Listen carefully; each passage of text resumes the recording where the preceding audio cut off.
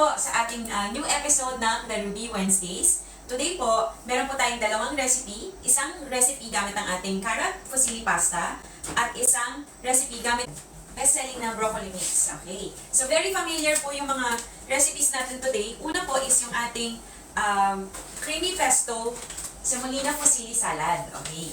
So ang gamit po natin ay creamy pesto na powder. Yung isa naman po ay yung ating carrot fusilli na pasta. Okay. So, ang una po nating step is pakuluan yung ating tubig. Okay? Ang unang tip po natin kapag nagluluto po tayo ng pasta is kailangan po kumukulo talaga yung tubig. Huwag niyo pong isabay yung pasta sa hindi pa kumukulo na tubig tapos sabay niyo pong papakuluan. Kasi ang mangyayari po magiging malabsa po yung inyong tubig. Tapos, optional lang po ang maglagay ng salt. Optional din ang maglagay ng oil. Naglalagay lang po tayo ng salt pag gusto natin medyo may lasa na si pasta. Tapos, naglalagay din po tayo ng oil kapag ayaw natin magdikit-dikit. Pero, kung halimbawa gusto nyo po lagyan talaga ng oil, mas maganda na lagyan nyo siya pagkatapos na po maluto yung pasta. Okay? So, ayan, kumukulo na po yung ating pasta. Ilalagay na po natin ang ating semolina fusilli na carrots na variant. Okay? Ayan. Kumukulo na. Ang gamit ko po is yung 100 grams lang po. Good for 2 servings po ito kung adult. 2 to 3 servings. Pero, kung sa baby naman ay aabot mo yan ng 5 to 6 servings, mga mi. Okay? Habang pinapakuluan po natin to, pwede na po natin i-prepare separately yung ating sauce. Mga mi, napakadali lang po niyan gamitin. Maglalagay lang po tayo ng room temperature na water. Okay? And, ihahalo muna natin katulad ng cornstarch. Okay? So, ang kasya po dito sa ating 100 grams na semolina is 3 tablespoon. Okay, teaspoon lang po itong gamit ko.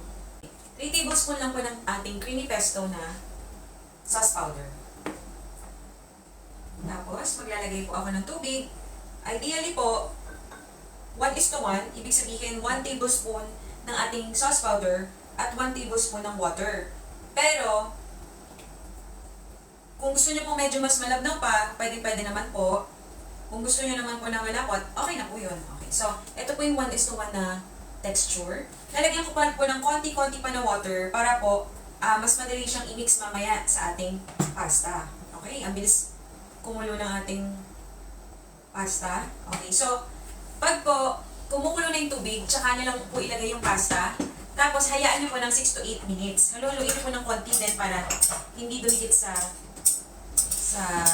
ilalim. Ang aming pong mga semolina pasta ay made of pure semolina flour. Wala po yung halong ibang extender. Okay, and mas pinasustansya pa namin kasi nilagyan po namin ng carrots or ng vegetables. Nag-undergo din po yan ng long na drying process. So, alam nyo po, base pa lang sa kulay na hindi siya katulad ng mga ibang pasta na madalian lang niluto. Nag-undergo po yan ng 24 hours drying process. Okay.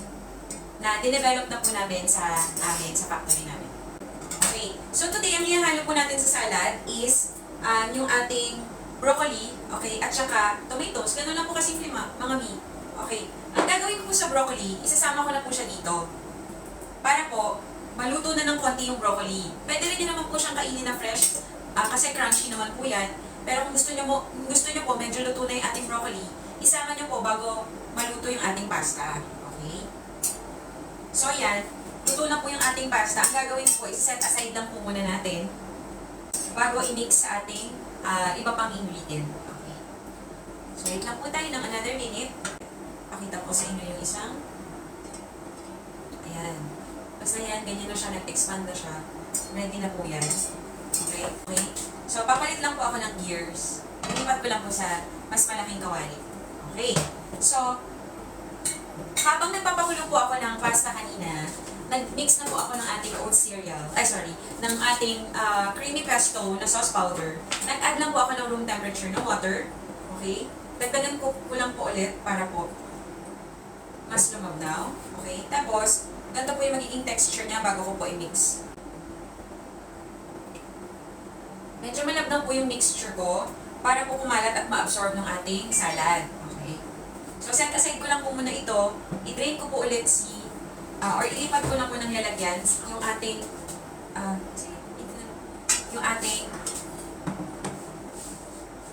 pasta at broccoli. Yan.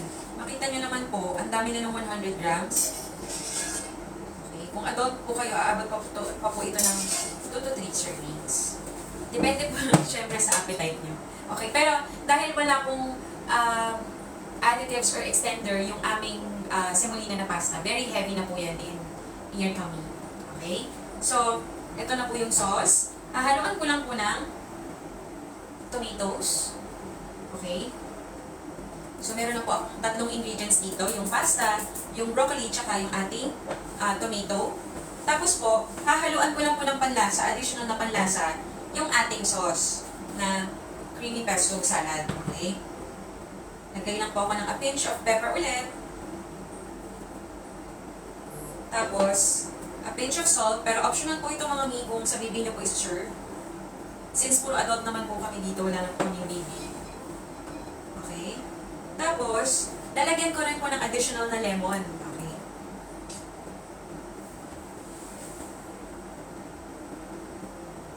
Mga ano lang po mga mi, 1 tablespoon lang ng lemon. Hindi kailangan madami. Pero depende po yan sa preference niyo.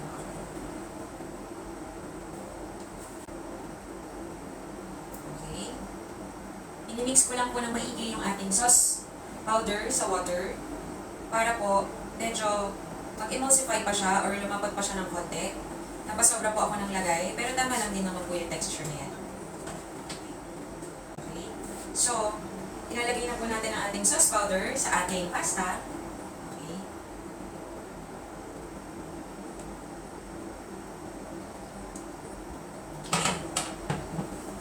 Tapos, lalagyan ko din po ng additional na olive oil para po mas ma-lock in yung flavor.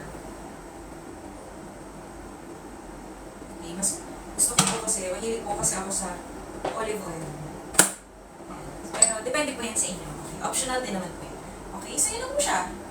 Ito mga min, in under 15 minutes, meron ka ng salad.